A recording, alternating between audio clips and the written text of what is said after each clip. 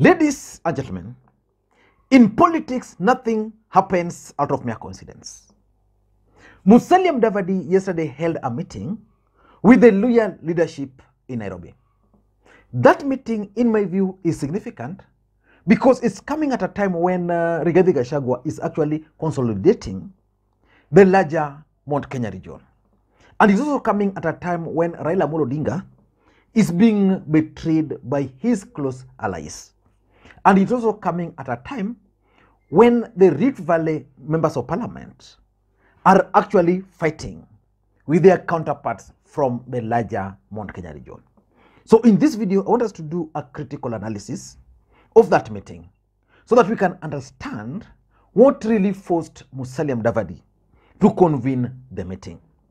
Before we do that, in case you're watching this channel for the first time, please take a second or two, click that subscribe button so that next time we produce a video like this, YouTube will automatically notify you. I know so many people are actually watching the videos, but they are not yet subscribed. Please, the best thing you can do to yourself is to subscribe. Now, let us get back to the main issue. Before we do that, let me play for you this clip of Edwin Sifuna, who was addressing Raila Odinga from parliament. It's totally unrelated to this particular meeting because I've looked at the people who attended this meeting. I didn't see Sifuna, but listening to Sifuna very briefly before we proceed. Look at the leadership of parliament in its entirety, from the National Assembly to the Senate.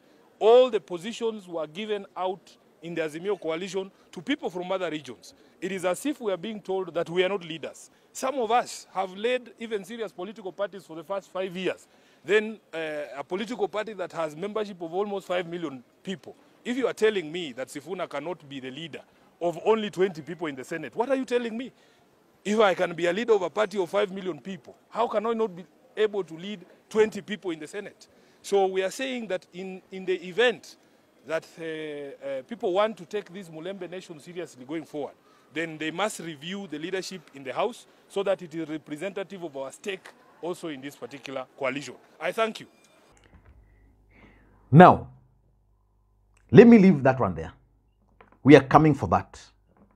Probably in the next video, there's a phone call I'm making. There's a specific information which I'm trying to gather. Once I gather it, I'm going to analyze that particular clip by Edwin Sifuna. But let us focus on this particular meeting which was convened by Musalia Mudavadi. Now, let me just go through the people briefly who attended this meeting. This meeting was attended by mostly members of parliament from the larger Western Kenya. And from the composition, you can clearly tell that there were those from ODM, there were those from Ford Kenya, there were those from DAP, there were those from UDA. So this meeting, in my view, is significant because for the first time, Musalia Mudavadi is holding a meeting with the leadership from his backyard. But what do you think prompted Musalia Mudavadi to convene this meeting? What was the objective of this meeting? Number one, and this is the main thing, Musalia Mudavadi is actually reacting to Rigathi Gachagua's moves in the mountain. Let's face it, Rigathi Gachagua is busy consolidating the mountain. What will happen after he consolidates the mountain? And while the mountain is already speaking with one voice that their leader is actually Rigathi Gachagua, what about Western Kenya? Western Kenya, based on what I'm reading, there is Oparanya. I'm not sure whether he's going to support Musalia Mudavadi, but there's that Oparanya factor there. Probably he just wants to run his own race. There's a Omalwa and Wamunyinyi factor. They have a few members of parliament, they are there. In Western, there is Musalia Mudavadi, who is currently kind of the leader. Then there is Moses Masika Wetangula. The Western Kenya, or the Luhya nation, is yet to speak in one voice. So Musalia Mudavadi probably convened this meeting because the Kikuyu nation, or the mountain, talking in one voice would add advantage to Rigathi Gachagua, but at the same time disadvantage Musalia Mudavadi. Because if you look at Western Kenya as we speak, who is controlling Western Kenya? Is it Raila Odinga, ODM party? Is it Musalia Mudavadi, ANC party? Or is it UDA? Or is it Ford Kenya, which is controlling Bungoma? So I tend to think, and I'm highly convinced, that the main reason why Mudavadi convened this meeting was to counter the moves by Rigathi Gachagua.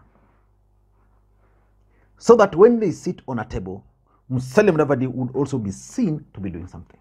Otherwise, he's going to be accused of not doing much towards bringing the leadership from the Luhya nation together. So the first reason is that Musalia Mudavadi is actually just reacting to what Rigathi Gachagua is doing in the mountain. Number two, I am convinced that William Ruto is planning to visit Western Kenya. And you know, Western Kenya has their own issues.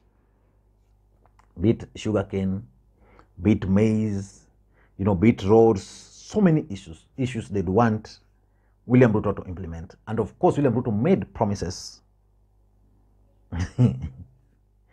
to them.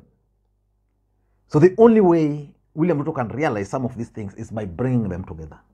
So probably because of that meeting, Musalia Mudavadi was tasked with bringing all the Luhya nation together so that when William Ruto visits, they'll all welcome him. And this visit probably was supposed to happen next week, because this Sunday, the deputy president was supposed to be in Homa Bay and Jamira. He has cancelled. Probably the one for Western Kenya has now been postponed again, because the ones which were supposed to happen this week have been postponed. So William Ruto should be expected in Western Kenya anytime. And that visit is significant for Musalia Mudavadi, because remember, Musalia Mudavadi is the Prime Cabinet Secretary. William Ruto will be coming to places like, say, Kakamega, a place where Musalia Mudavadi was humiliated.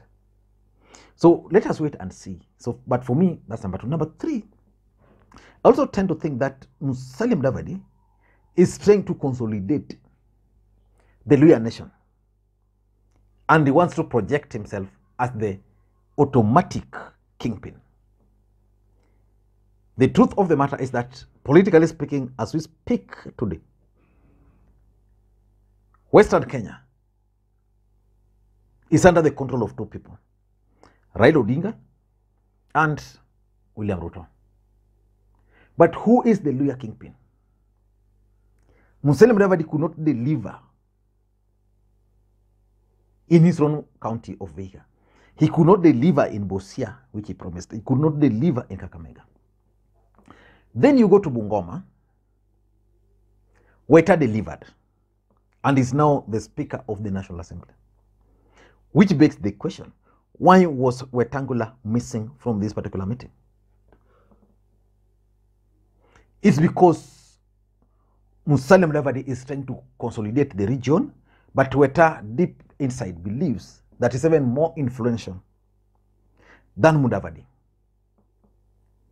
But you never know. Maybe because Mudavadi is now kind of the third in command, is likely to receive more support from his people.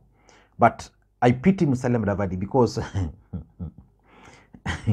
all his efforts to win the support of the Western Kenya or the Luhya nation is always being thwarted by Raila Odinga. So that's number three. Number four, I also tend to think that Musalia Mudavadi and William Ruto are keen on destroying ODM stronghold of the Western Kenya. The truth is, if elections were to be held today again, Raila Odinga will still defeat combined force of Ruto, Mudavadi, and Wetangula in Western Kenya. They lost so many seats in the last election, but they need some of those support in parliament. And because Musalia Mudavadi is the Prime Cabinet Secretary, I tend to think that the objective of this meeting was to engineer defection from Raila Odinga's support base or members of parliament. You know, you camouflage it as a unity meeting, then those members of parliament will start drifting away from Raila Odinga. Then Raila Odinga will then be isolated. After that, they can decide now to pursue their agenda without the support of members of parliament. Raila Odinga committed a mistake. And I was talking to someone and it explained to me that, Lee, the only problem with Raila Odinga is that he overtrusts his allies. He gave me example of Busia and Kakamega and even Kilifi. This guy was telling me that when Raila Odinga believes in you, then he makes you his point person. In Busia, for example, this guy was telling me Raila Odinga believed so much in Wako. So that in the last election, I'm not talking of 2022, 2017, Wako had leeway. So that if Raila Odinga wanted to hear anything on the ground from that region, he would call Wako. The challenge is, what happens if someone is not in terms with Wako? And that's the person Raila Odinga trusts. Raila Odinga trusts Wako. Another gentleman there has disagreed with Wako. So that guy will not even have a hearing. And that is replicated. You come to Kakamega County, where Raila Odinga had everything for the governor, Oparanya. Oparanya ndio alikuwa mtu wa kusema. He would say this, it would be done. He would say no to this, it will remain like that way. The same to Mombasa, the same to Kilifi, so that once these defections are now engineered, like for example in Kakamega, you'll find that most of these members of parliament were actually trying to reach Raila Odinga. But they could not. Because for them to reach Raila, they needed to reach Oparanya, then Oparanya, Raila. Or when they reach Raila with the information, then Oparanya would then reach Raila again and a different story. So Raila would be confused, who is telling me the truth? So the truth is, Ruto and Oparanya and Mudavadi are trying to engineer defection with a view of isolating Raila Odinga. And lastly, these guys met to discuss the future of Western Kenya. There are so many people who strongly believe that Raila Odinga will not be in the equation in 2022. How are they going to inherit that support base? How are they going to relate with Raila Odinga? Are they going to assume that Raila Odinga is now not relevant and therefore they just pursue their agenda?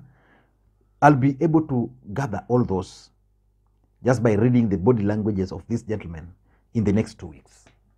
For now, that's my take. Please enjoy your day. Bye-bye.